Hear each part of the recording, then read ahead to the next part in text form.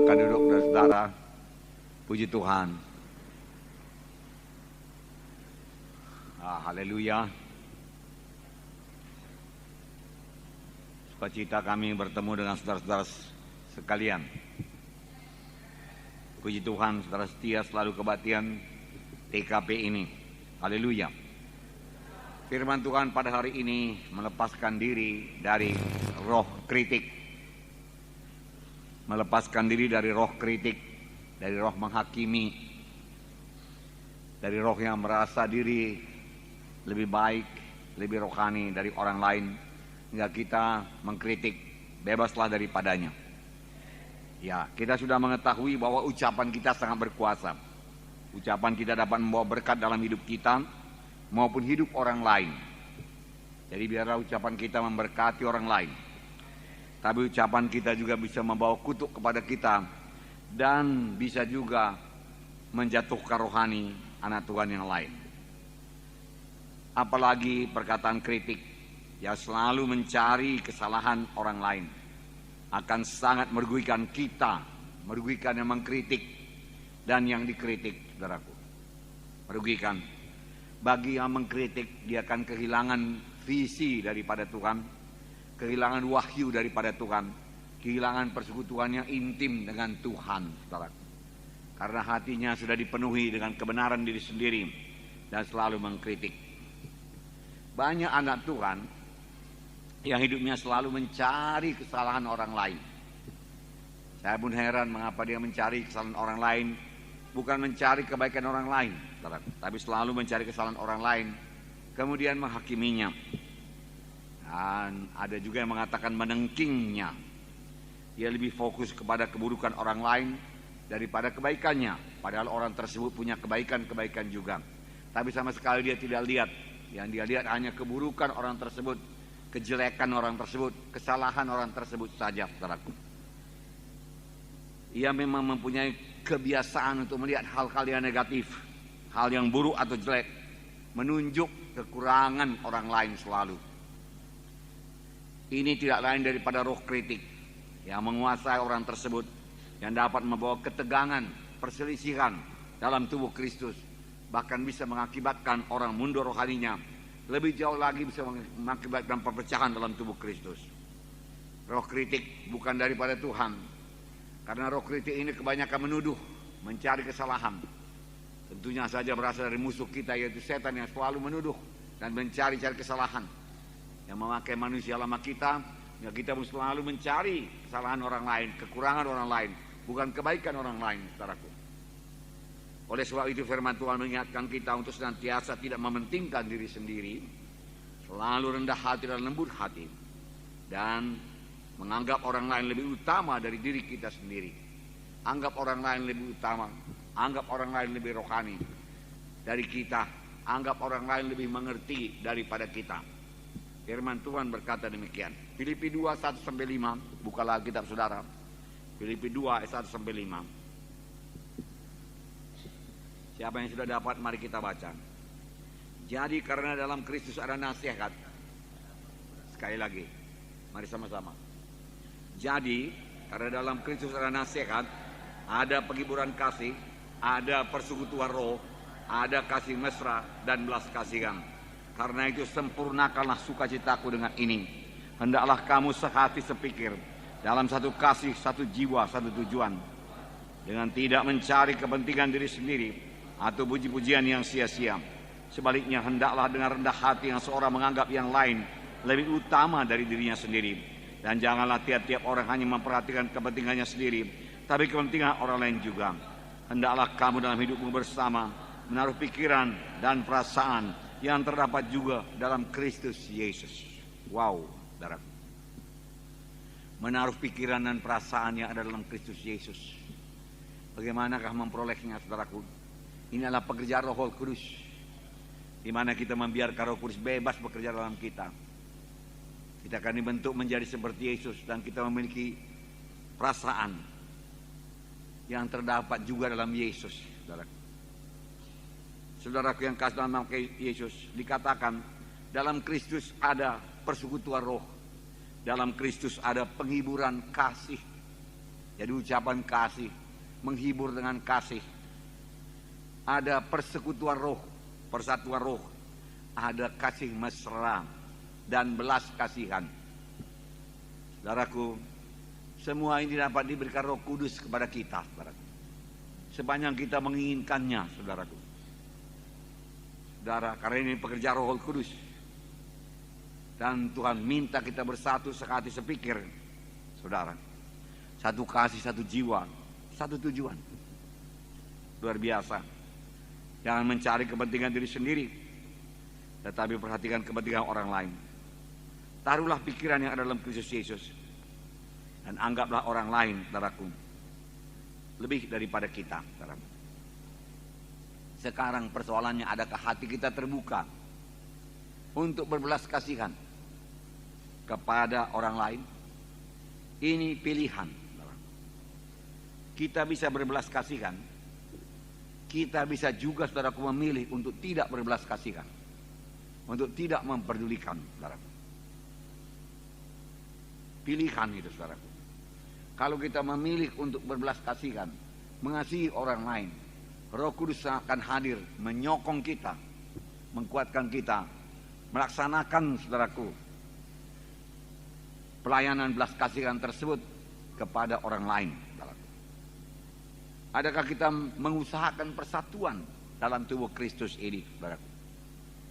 Kita bisa saja memilih untuk tidak peduli pada tubuh Kristus, memecah belah tubuh Kristus, saudaraku. Tapi itu berarti memecah belah Yesus sendiri, saudaraku. Pada waktu Tuhan mengaruniakan Roh Kudus kepada kita waktu baptisan Roh Kudus, itu adalah Roh Kudus yang sama yang membangkitkan Yesus daripada kematian. Jadi sangat berkuasa. Dengan Roh Kudus yang berkuasa seperti itu, saudaraku, kita bisa dibentuk menjadi seperti Yesus. Kita bisa dibentuk menjadi orang yang berbelas kasihan, menjadi orang yang rendah hati dan lembut hati, saudaraku. Kalau kita izinkan Roh Kudus itu bekerja, saudaraku, di dalam hidup kita, saudaraku. Nah, saudaraku yang kasih dalam nama Yesus, ya, kita memiliki hati yang rendah, saudaraku, lemah lembut seperti Yesus, saudaraku. Dalam hidup kita, kemanapun kita pergi, kita akan menunjukkan kasih Tuhan dan kebaikan Tuhan kepada orang lain yang, saudaraku, punya kesempatan yang besar untuk membawa orang lain tersebut kepada keselamatan, saudaraku.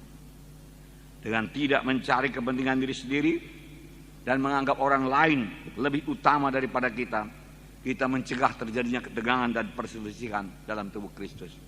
Karena dengan sendirinya kita akan mau mengalah, mau memberkati, mau mengasihi, saudara. Haleluya, saudara.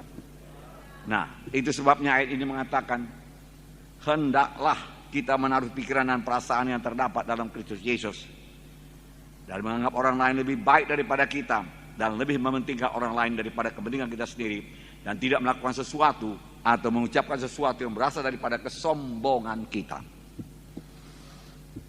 Saudaraku, di tengah-tengah kita telah hadir Pastor Florin dari Rumania, saudaraku. Mari beri tepuk tangan. You are welcome to Indonesia, Pastor Florin. God bless you. Haleluya. Handsome ya, orang Rumania, saudaraku. Jauh itu Rumania, saudaraku. Nah, saudaraku yang kasih dalam nama Yesus, puji Tuhan, dia datang karena kasih Tuhan saja, saudaraku. Ya. Gideon pernah ke sana, kemudian dia balas kunjungan kemari, saudara. Puji Tuhan, saudaraku. Nah, kalau kita mematuhi perintah Tuhan ini, yaitu merendahkan diri dan mau melayani orang lain, maka kita akan dibentuk betul, dan berkat Tuhan rohani, badani, materi melimpah dalam kita. Haleluya. Ini namanya mencari lebih dahulu kerajaan Allah dan kebenarannya, maka sekaliannya akan ditambahkan padamu. Firman Tuhan juga mengatakan kalau kita merendahkan diri, maka Tuhan akan meninggikan kita. Haleluya. Ya.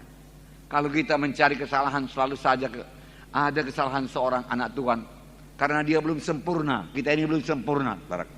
Tapi marilah kita fokus, saudaraku, fokus kepada kebaikan orang itu, saudaraku, dan bersyukur atas kebaikan orang tersebut. Daripada fokus melihat kesalahan, ini kurang itu, ini kurang lagi, ini kurang lagi. Lalu kita akan senantiasa mengkritik, saudara. Itu paling mudah. Tidak perlu pimpinan Roh Kudus dalam mengkritik. Yang perlu manusia lama saja, saudara. Dikembangkan, saudara. Maka kita akan mengkritik dengan sendiri mengkritik. Ya, karena manusia lama itu menyombongkan diri, saudara. Kita dapat membuka mata kita melihat kebaikan orang, tetapi kita juga dapat melihat kekurangan orang tersebut. Kita dapat melihat kekuatan seseorang, tapi kita juga bisa memfokuskan diri kepada kelemahan orang tersebut, kekurangan orang tersebut. Pilihan. Kalau kita mau menjadi orang rohani, mari lihat kebaikan orang tersebut, bukan melihat keburukannya. Haleluya. Ya.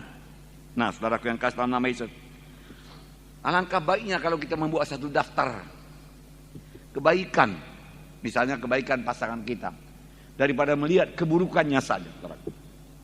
Banyak hal-hal yang baik dalam pasangan kita, saudaraku. Itulah yang dilihat, saudaraku. Kalau dilihat kekurangan ada saja, saudaraku, dan menimbulkan ketegangan dan kritikan dan perselisihan dan pertengkaran dalam rumah tangga, saudaraku. Alangkah baiknya kalau kita saling memuji, saudaraku. Haleluya. Memuji, saudaraku, memuji. Nah, tidak salahnya kalau istri berkata kepada suaminya, aku melihat kau sangat handsome. Haleluya. Ya. Maka dia akan tetap mengurus dirinya supaya kelihatan selalu handsome, saudaraku. Alangkah baiknya kalau suami berkata, engkau sangat cantik dan menarik istriku, dia katakan. Haleluya. Dan memang itu benar, saudaraku. Karena saudara mau diberkati, saudaraku. Berarti itu yang terbaik bagi saudara. Sekarang mengapa mencari kesalahannya? Cari terus kebaikannya. Maka rumah tangga kita akan dipenuhi dengan damai sejahtera, sukacita, saudaraku. Sorak-sorai, nyanyian, saudaraku. Haleluya. Ya. Janganlah rumah tangga kita jadi pahit dan masam, saudaraku. Selalu menggerutu, saudaraku. Mencari kesalahan di sana, mencari kesalahan di sini, saudara. Haleluya, saudaraku. Puji Tuhan, saudara. Haleluya. Jadi fokuslah kepada kebaikan seseorang. Jangan fokus kepada sifat-sifat negatif dari orang tersebut, saudaraku. Fokus kepada yang positif, saudaraku. Haleluya, saudara. Puji Tuhan. Terus-menerus mengkritik, berarti kita memiliki roh kritik yang meracuni rohani kita. Terus menerus membenci, terus menerus pahit, saudaraku, terus menerus masam, saudaraku. Berarti kita memiliki roh kritik yang meracuni rohani kita, yang meracuni diri kita. Berhentilah bersikap pahit, bersikap asam, masam. Ya. Bersikap manis, saudaraku. Haleluya. Bersikap senyum selalu, saudaraku. Haleluya. Jangan berat-kali senyum, nggak bayar kok, saudaraku. Haleluya. Kalau boleh ketawalah, saudaraku. Janganlah rumah tangga kita, saudaraku, tidak ada ketawa, saudaraku. Damai kali rumah tanggaku. Tapi selalu berjut selalu, saudaraku. Siapa yang suku karo, tolong terangkan artinya berjut, saudaraku.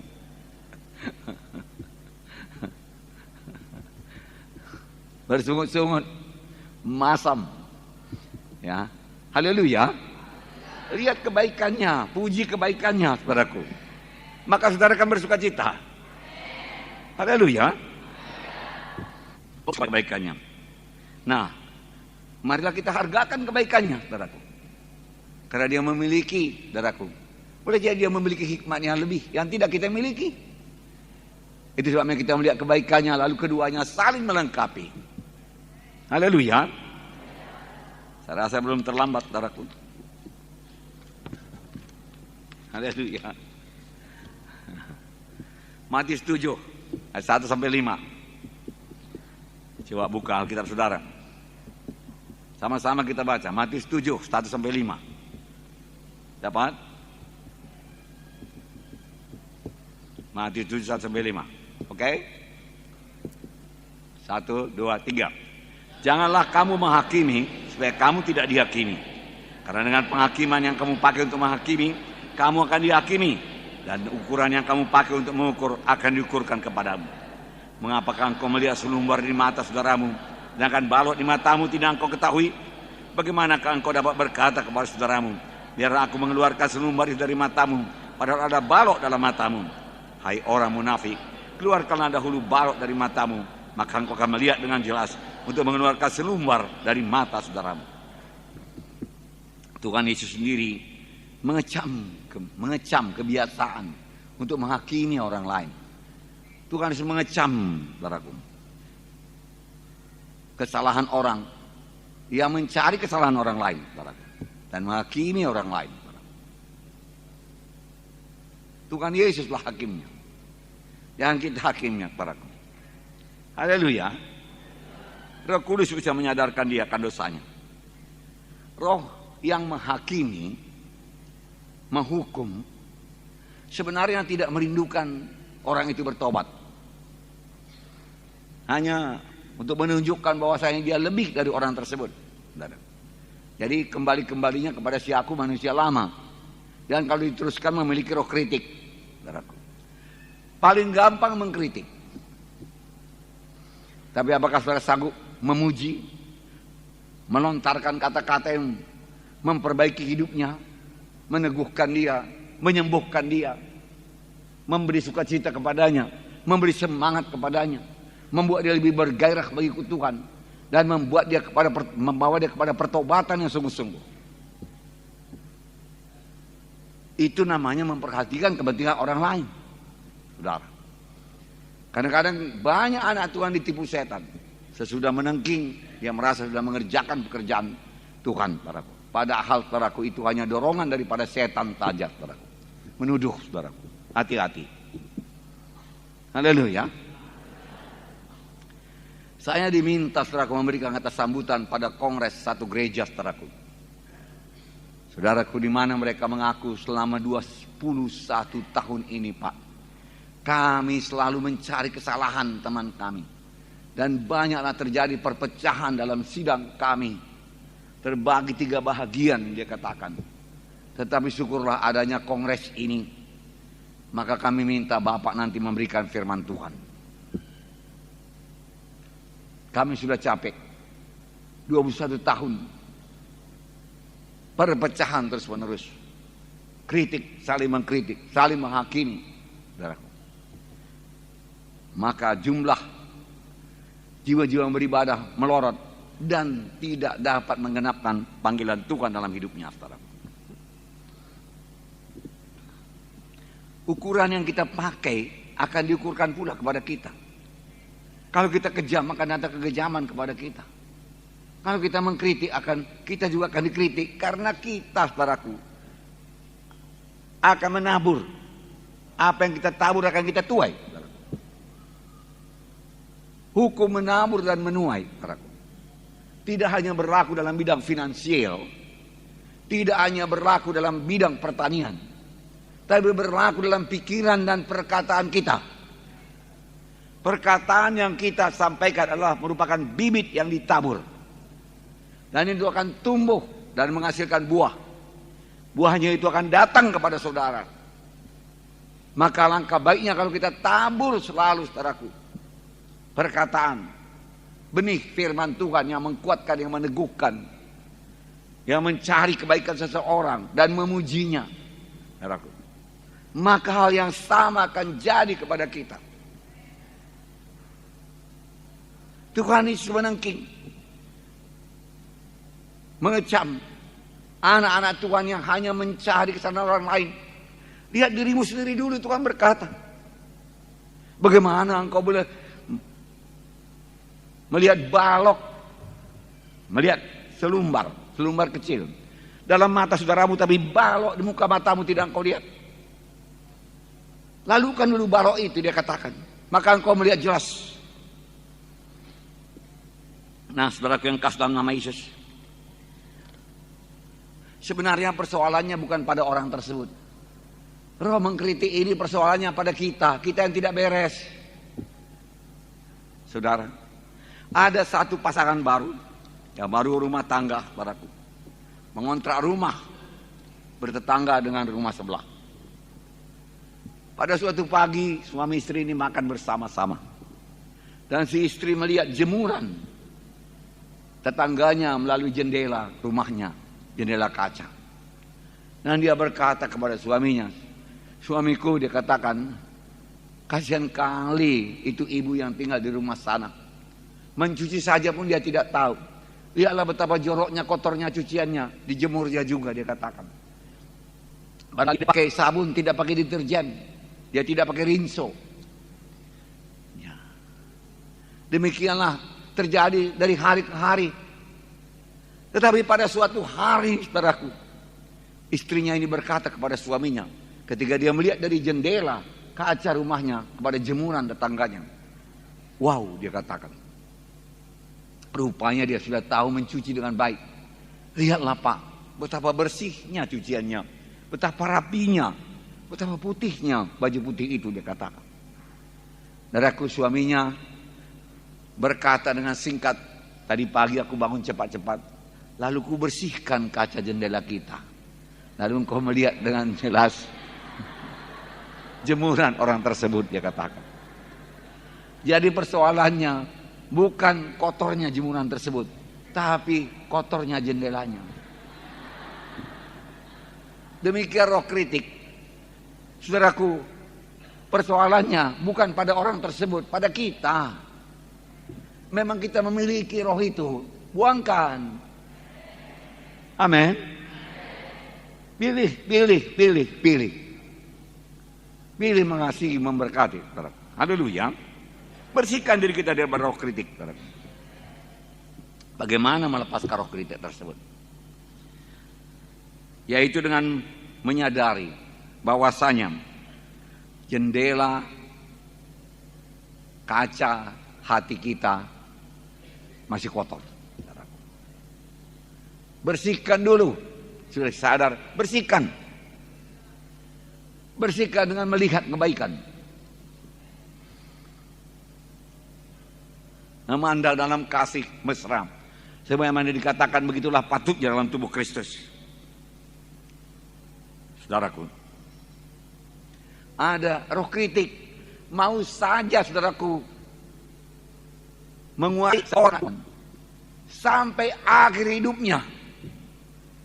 Lalu hidupnya selalu penuh dengan kepahitan, masam, kegagalan, miskin rohani, selalu bersungut-sungut, selalu mempersalahkan ini, mempersalahkan pendeta, dan lain sebagainya, saudaraku. Dan dia selalu mencari orang untuk menggosipkan hal tersebut kepada orang tersebut, saudaraku. Lepaskan diri. Kalau tidak, saudaraku, dia akan menurun kepada anak kita. Maka mari kita perhatikan warisannya bagaimanakah kita sampaikan kepada anak kita, pada keturunan kita. Apakah anak kita akan berkata, "Orang tuaku seorang yang baik, selalu memberkati orang lain, mengasihi orang lain," atau dia berkata, "Orang tuaku itu selalu mencari kesalahan orang lain, mengkritik orang lain," dan seterusnya dan seterusnya. Nah, saudaraku, sadari dan bersihkan, saudaraku. Jikalau kita suka menuduh dan mencari kesalahan orang lain, kenallah dari mana asalnya tuduhan tersebut. Bukan daripada Roh Kudus, tapi daripada musuh kita setan yang kerjanya hanya menuduh, menuding, mencari-cari kesalahan, saudaraku. Saudara beradalah di pihak Tuhan, jangan di pihak setan, saudaraku. Berada di pihak Tuhan, saudara. Nah, saudaraku yang kasih, mulai menyangkal diri dengan melihat kebaikan orang. Jangan melihat kejelekan, keburukannya, kekurangannya. Pasti ada kebaikannya. Amin, saudara. Puji dia, maka dia akan bertambah bersemangat, saudaraku, berbuat baik, saudaraku. Dan akan dia berbuat baik pada saudara. Nah, saudaraku yang kasih nama Yesus, dosa kita yang besar, dosa saya yang besar sudah diampuni Tuhan, saudaraku. Maka pantas saya mengampuni orang yang bersalah pada saya, tidak mencari-cari kesalahan dan menuduh ke sana kemari, saudaraku.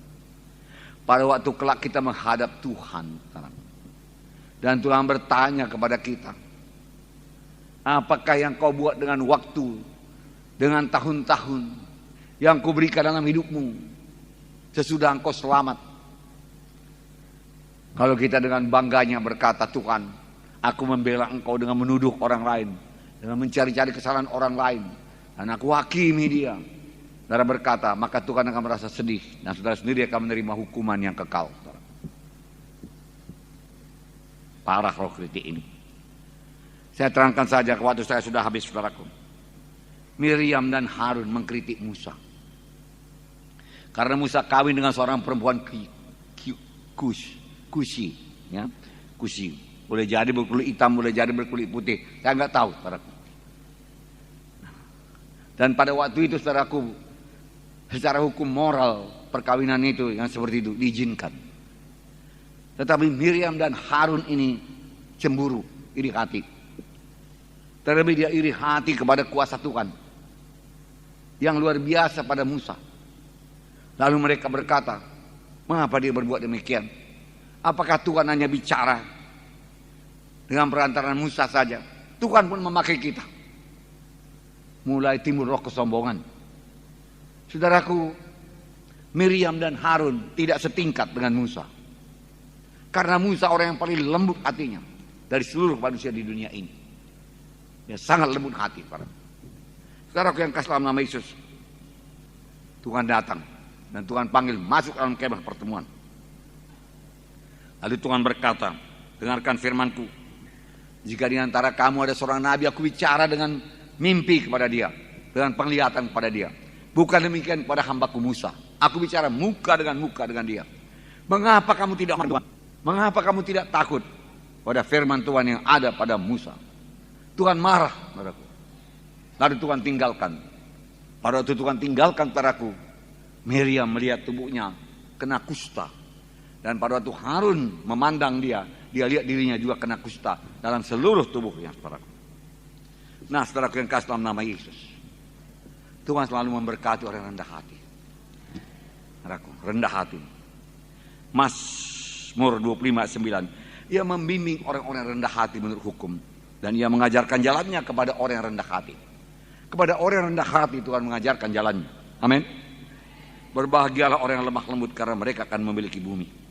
Firman Tuhan berkata, karena itu rendahkanlah dirimu di bawah tangan Tuhan yang kuat, supaya ditinggikannya pada waktunya. Pikulah yang kupasang dan belajarlah kepada aku, kata Tuhan Yesus. Karena aku lemah lembut dan rendah hati, maka jiwamu akan mendapat ketenangan. Saudaraku yang kasih dalam nama Yesus, sebuah pohon dikatakan baik kalau buahnya baik. Sebuah pohon dikatakan jahat kalau buahnya jahat, tidak baik. Tuhan Yesus berkata, bagaimana kamu bisa mengeluarkan baik, hal-hal yang baik dari hatimu yang belum baik? Hai kamu keturunan ular beludak. Orang yang baik mengeluarkan buah yang baik, orang yang jahat mengeluarkan buah yang jahat, saudaraku. Pohon yang baik dikenal daripada buahnya, saudaraku. Buah yang bagaimanakah saudara hasilkan dalam hidup saudara? Buah yang melihat kesalahan-kesalahan orang, mengkritik orang, atau buah yang melihat pekerjaan Tuhan dalam orang tersebut, hingga orang tersebut berubah, selamat jadi anak-anak Tuhan.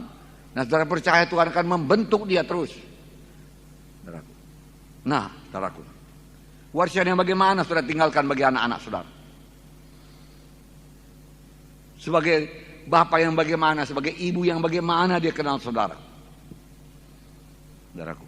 Nah, adakah orang lain melihat perbuatan baik saudara? Adakah orang lain mengenal saudara itu pengikut Yesus daripada perbuatan saudara?